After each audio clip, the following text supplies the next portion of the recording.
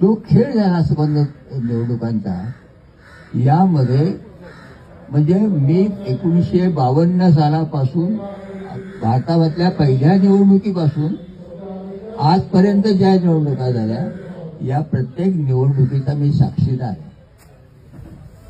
आणि त्या निवडणुकांच्या पेक्षा ह्यावेळची निवडणूक वेगळी का वाटली, तर यावेळेला पैशाचा इतका धुमाकूळ झाला, म्हणजे कथा काय कायच्या खऱ्या खोट्या कळायचं काही करावं असं होतं. लोक सांगायचं सेफ आहे असं झालं. त्यातला भाऊपेठ प्रकरण माहीत होते, तुम्ही सगळं ते पाहिलेलं आहे.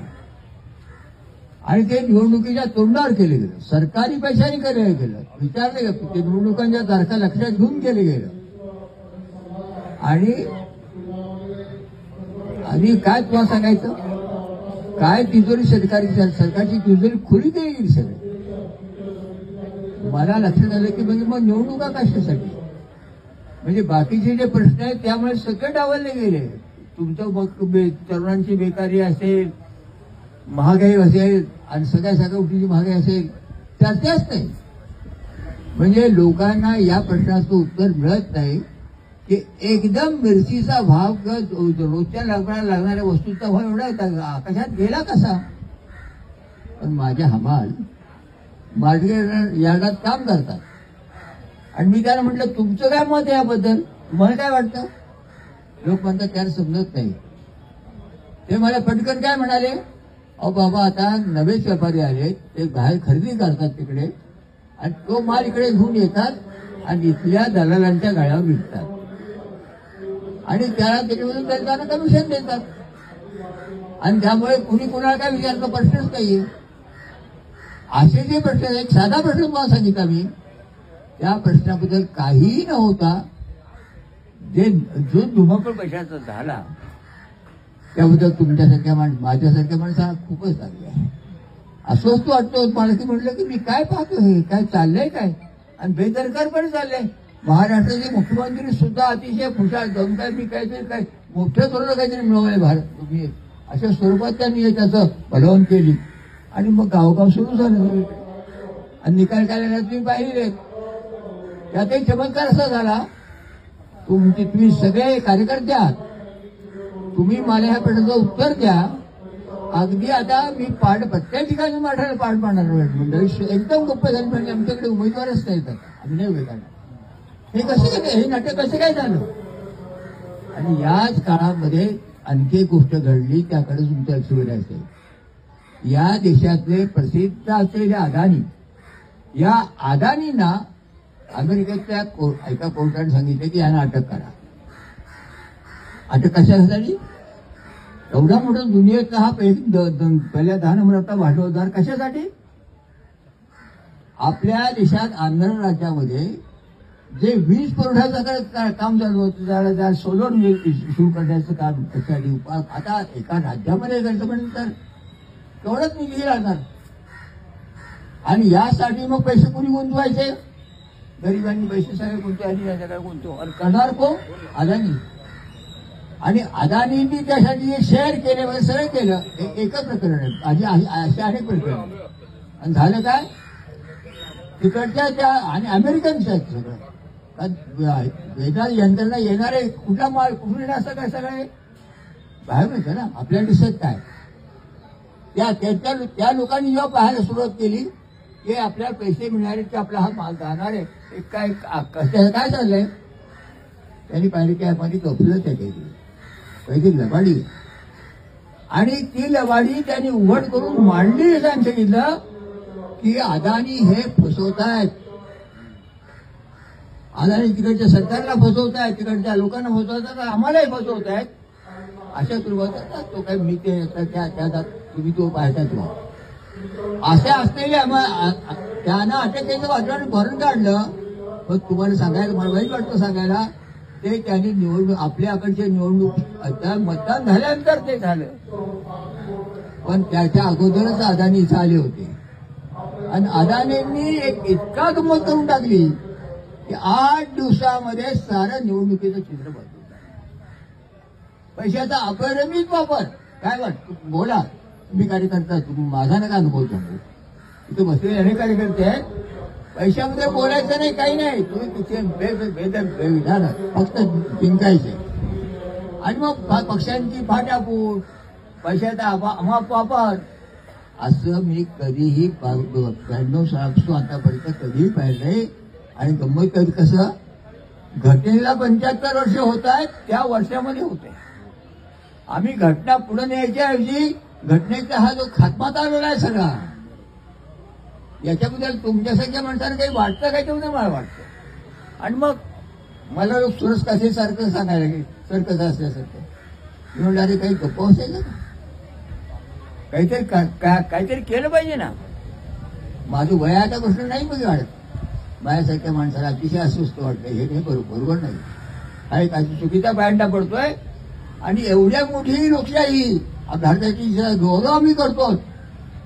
हे त्यात सर्वात म्हणजे गंमत अशी, अदानींना वॉरंट निघते अटकेचं आणि भारताचे पंतप्रधान परदेशात असताना सांगतात की आमचा आम्ही अदानींच्या पाठीशी. हे तुम्हाला अशासाठी सांगायचं? अशा वेळेला एवढं सगळं व्हायचं कारण अदानींनी पाठिंबा द्यावा. आणि आता तर काय केलंय, त्या प्रश्नाची चर्चा लोकसभेमध्ये सुरू व्हावी म्हणून तो प्रयत्न सुरू आहे राहुल गांधींचा. त्याला त्यात तो पैसे होऊ द्यायचं नाही, त्याची चर्चा लोकसभेत होऊ द्यायची नाही, अशा तऱ्हेचा सगळा प्रकार किंवा हा राजकीय विषय आहे. मी तुला सांगतो की राजकारणाचा काय असू द्यात, माझ्यासाठी त्या माणसाची आत्मक्लेश वाटतो की हे अतिशय हे नाही, हे वाईट आहे, बायांना फसवलं जात आहे, लोकांना फसवलं जात आहे. अशा वेळेला आपण गप्प बसणं बरोबर नाही. म्हणून मी सुरुवात केली. लोक सांगायला लागले होते हिंदू मुसलमान सोडलं त्याबद्दल काहीतरी करा. म्हटलं तुम्ही या, उपोषण असेल इथे या आणि मांडणी करा. ज्यांना कुणाला काही प्रश्न मांडायचा त्यांनी इथून मांडावा. अनेक प्रश्न आहेत नव्या ह्याच्या त्यात निवडणुका झाल्या. आणि तुला सांगतो निवडणुकीमध्ये असेच चमत्कार की लोकसभेला 10 जागा आणि खाली आमदारकीला आहे 8 जागा. ही एकदम हे चमत्कार कसे काय घडले याच्याबद्दल तुम्ही कार्यकर्त्यांनी जरा अभ्यास करावा. आणि हे जे संकट आहे भयानक आहे. हे बघा भुकेचं संकट तात्पुरतं असतं, पण नैतिक संकट हे देशाला फार मागे नेत असतं. म्हणून माझ्या मनात आलं काय करावं. काय महात्मा गांधी म्हणायचे नोंदणी झाली पाहिजे काहीतरी. मग आत्मक्लेशाचा मार्ग दुसरा मी काय करू शकतो. पण तुम्हाला इतिहासातली गोष्ट सांगतो, द्रौपदीचं पांडव हरले जुगारीमध्ये आणि द्रौपदीला उडून आणली. आणि द्रौपदीचं वस्त्रहरण करण्याचा जो कौरवांच्या प्रयत्न सुरू केला, त्या द्रौपदी आकरून म्हणाली अरे तुम्ही 5 जण बसतात ना खाली माना घालून काय बसतात. माहिती मला लग्न केलं का माहिती. आणि माझ्या तुम्ही खाली खाली माना घालून बसले. गंमत बघा, जुगार हरलो तर तो धर्म पाळताय, पण बाईला लग्नामध्ये दिलेला शब्द पाळला जात नाही. आणि भारतीय तत्वज्ञान फार भारी म्हणून सांगताय मंडळीने मला विचारायचंय, जुगारीचा शब्द पाळला जातोय परंतु लग्नामध्ये दिलेला शब्द पाळला जात नाही. या विसंगतीचा विचारच करायचा नाही अजिबात. हे जे सगळं बोलतो तुमच्यासाठी माझ्यासारख्या माणसाला खूप अस्वस्थ वाटतं. असं वाटतं की फक्त वय वाढवायचं हा काय प्रकार आहे. आणि सामान्य माणसाचे सगळे प्रश्न बाजूला आणि मग नंतर ते सगळं खुळखुळात वाजायला लागला. भाऊबेट केली, भाऊबेट केली, भाऊबेट केली आणि भाऊबेट. आणि प्रत्येक घरोघर विचारायचं आला का, आलं का, नवर आलं का, पैसे आले का. आणि मग आता आठवण ठेवा, पैसे आले का आठवण ठेवा. आणि आठवण ठेवली लोकांनी आणि काय केलं तुम्हाला कळलेलं आहे. तेव्हा अशा या वेळेला आपण सत्यशोधक आहोत. महात्मा ज्योतिराव फुले सुद्धा त्या काळात स्वातंत्र्याच्या काळात कसे वागत होते ते त्याच्यावर आपण बोला. आपण 2 दिवस इथं थांबणार आहोत, 2-3 दिवस आपण चाललंय. मला लोक म्हणाले हो कशाला ते हे करता. मी म्हटलं वयाचा प्रश्न आहे इथे, मग जगायचं कशाला, जगायचं कशाला. जेवढी आपली कुवत आहे तेवढं आपण हे केलं पाहिजे. कुवत म्हणजे काय, तुम्हाला रामायणाची एक साधी गोष्ट आहे ती मुद्दाम सांगतो. रामाने जेव्हा सेतू बांधायला सुरुवात केली तिकडे खाली आणि राम सेतू बांधत होता आणि एक खार समुद्रात जायची, अंग भेटायची, वाळू तुळायची आणि त्या सेतूचं बांधायची, त्या 2 अंग झटकायची, असं झटकायची. तिला विचारलं, आता ह्या कथा आहेत, तिला विचारलं, हे तू काय करतेस? हे काय खेळाची जागा आहे का? काय तुला दुसरी काही खेळ जागा नाही का? तेव्हा ती म्हणाली, अरे खेळाचं नाही करायला आली, हे जे चाललंय हे फार वाईट आहे आणि मला ते असं वाटतं की रामचं सेतू बांधतोय, त्याला आपली मदत व्हावी म्हणून माझं अंग किती, मी अंग भिजवते, वाळूच्या अंगाला चिटकते, जोडते, एवढी जाऊन ते झटकते, माझी तेवढीच मदत. आज आम्ही या भावनेत मी का आता म्हणतो लोकांना कळायला हा वेळ लागेल, पण ज्यांना कळतं त्यांनी रस्त्यावर घेऊन लोकांना सांगितलं पाहिजे. आणि ते कोण म्हणते खोटं आहे, त्याला आम्ही सिद्ध करून दाखवतो. हे घडलं कसं, इतकं तातडीने कसं काय घडलं? देशाला अंधारात ठेवून जाणार ते अशा आमचे वाटतं दुःख. आणि पहिलं मी काय केलं, आमची मागणी काही नाही, पण जे घडतंय ते वाईट चुकीचं आहे. सुनेला मुलगा मारतोय आणि सासऱ्याला बघत राहतोय, नाही सासरा एवढं तर म्हणावं, ए बाबू हे बरोबर नाही, पटत नाही, हे बघ तू लोक नाही राहिला तुम्ही जेवणार नाही. हा एक सत्याग्रह आहे. त्या पद्धतीने आज आपण अतिशय विनम्रपणे भावनेने करतो. इथे काही कोणी आमच्या घरात अपघात असा नाही, आमचं म्हणे लोकशाहीच्या वाटा बंद होता. पुढे पार्लमेंटमध्ये चर्चा व्हायची नाही. तुम्ही काही बोला, आम्ही काही उत्तर देणार नाही. का म्हणू जनतेला या देशाचा मताचा अधिकार आहे, प्रत्येक गोष्टीबद्दल विचारायचा अधिकार. वेगवेगळी बद्दल आहे ते निमित्त प्रश्न आहेत, नद्याचे प्रश्न आहेत. मला आता मी सुरू केल्यानंतर लोक असं म्हणाले, हा प्रश्न तो प्रश्न. आता आलेल्या लोकांना मला विनंती करते, तुमच्या मनात असलेला प्रश्न देखील मांडा. आज कामगारांची परिस्थिती काय, शेतकऱ्यांची परिस्थिती काय, सगळी काय तुम्ही कोणावर बोलायचं ते तर आहेच नेमकी गोष्ट. परंतु मुळात हे प्रश्न सोडवण्यासाठी आम्ही लोकशाहीच्याच मार्गाने जाऊ. हे ऐकतं दुनियेमध्ये जे चाललंय, कोणाला वाटतंय या मार्गात हुकुमशाही चमका बोलतात तो, किंवा दुसरं बोलतोय न्यायसाहेब. आताच ना वेळेची मर्यादा लक्षात घेऊन तुम्ही जे मी ते बोललो आणि तुम्ही दाद दिली, मी तुमच्या सत्याचा आभारी आहे. त्यामुळेच वाटतं की असं काही दाद मिळाली की असं वाटतं पण जगावं. तू जगायचं कशाने? केंद्रपणा सुरू झाला आणि तिथे काय बुकाळले आणि मग काय गंमत बघा, लहान मुलीवर बलात्कार झाला तर हे सगळे लोक म्हणाले फाशी, त्याला फाशी द्यायला बोला. आणि एवढे प्रचंड अपराध करणाऱ्या लोकांच्यासाठी त्यांचा सन्मान होतो, ही फार मोठी सांगत. लोक म्हणतात अहो पैसे वाटले त्यांनी, अहो वाटले म्हणजे कुणाची वाटले, सरकारी पैसे वाटले, कधी वाटले? निवडणुकीच्या तोंडावर वाटले. भाऊबेट म्हणजे आता कळलं का तुम्हाला? आता कळलं म्हणजे आपल्याकडे सहज असं की मुलगी असते आणि त्याला वाटतं बहिणीच्या मुलाला द्यावी, मग त्या वर्षी तो जोरात करतो काहीतरी भाऊबेट आणि मुलं विचार कर. पण इथे विचार करायची काहीही संधी दिली गेली नाही. आणि तरुण मुलांना काय वाटलं, त्याला इलेक्शन आली तर चांगलं होते, गंमत होत, चालतं, भान वाटलं तर तेवढंच आलं. पण हे या भोळेपणात जाऊ नका, ही साक्षात फसवणूक आहे. आणि म्हणून ज्यावेळेला ठरलं की सत्यमेव जयते सांगणाऱ्या महात्मा फुले, बघा सत्यमेव जयते ह्या शब्द रचनेमध्ये फुल्यांनी काव्य लिहिलं. आपल्याकडे घटनेत नंतर आलं ते वाक्य, पण ते फुल्यांनी 80 वर्षावर्षी 100 वर्षापूर्वी ते लिहिलं. एक मला आधी लिहिलं, स्वातंत्र्य फुले केल्यानंतर आलेलं आहे, पण फुले आहेत असताना मी पाहिलेलं. त्याचा अर्थ काय? सत्य म्हणजे काय, खरं म्हणजे काय? मला सांगायचं फुले काय म्हणतात बघा. फुले म्हणतात देव आहे की म्हणताना मला दाखव, तू नाही दाखवत ना, मला बघू दे ना, मी शोधतो ना, मला सत्य शोधू दे, मला हक्क आहे काय करायचं. तू असं का सांगतो? तुला तुला नाही कळत की गेले जन्मात आहे, कुठला गेला जन्म, काय संबंध आहे?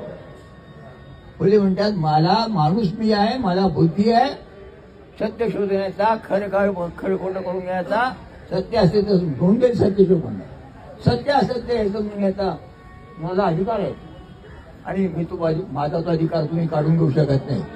तुम्ही मला सांगू नका गेल्या जन्माचा तुझं आहे तुम्हाला काय माहिती मला बघू द्या ना माझा शो. तुम्ही असं का म्हणता की तुझं घ्या तुम्हाला कधी केला माझ्या बँकेचा अकाउंट तुम्हाला गेल्या जन्माचा तो कसा मिळाला. तर या भूमिकेने फुल्यांचा विचार आता गावा शिक्षण येऊ देत नाही तर पण आपल्याला तो प्रयत्न केला पाहिजे. म्हणून ठरलं की आपण सत्यशोधनाचे त्यांनी सांगितलं त्या फुल्यांच्या वाड्यातच आणि फुल्यांच्या स्मृतिदिनाच्या विषयी आज येऊन सुरुवात करूया. 3 दिवसाचं पोषण जाहीर केले. या काळामध्ये आता त्याच्याबद्दल बाकी सूचना येतील. ज्यांना कोणाला यायचं बोलायचं म्हणतात ते त्याने मांडू द्या. बरोबर आहे नितीन.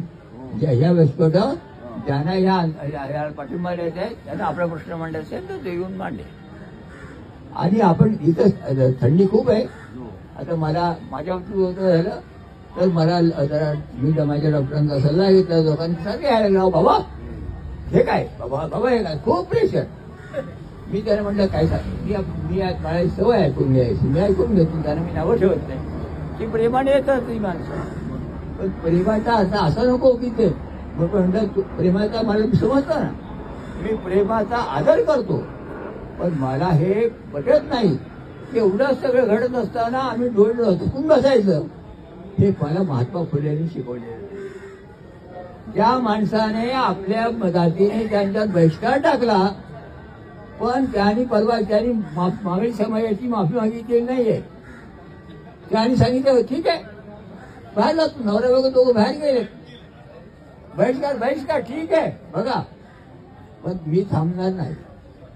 त्या माणसाने इथे शाळा काढली आता त्या शाळेत भेडेवाडीचं सुरू झालंय पण रात्रीची शाळा दिवसा काम करा आणि रात्री शिकायला या हे ठिकाण. बाई अगं तुला कुणी फसवलं त्यांनी मला महात्मा मुख्यमंत्र्यांना सांगायचं आहे अहो तुम्ही त्या मुलाला मारलं ते चांगलं केलं ठीक आहे तुमचं म्हणणं ठीक आहे मी काही बोलत नाही पण फुल्यांनी ते नाही केलं. फुल्यांनी बसायच्या वेळी प्रसिद्धीकरण सुरू केलं. ये इकडे मुलगी म्हणून वाघ बाळत दो मी ते मूल सांभाळीन म्हणजे सांभाळलं त्या माणसाने होईल करून ठेवलं.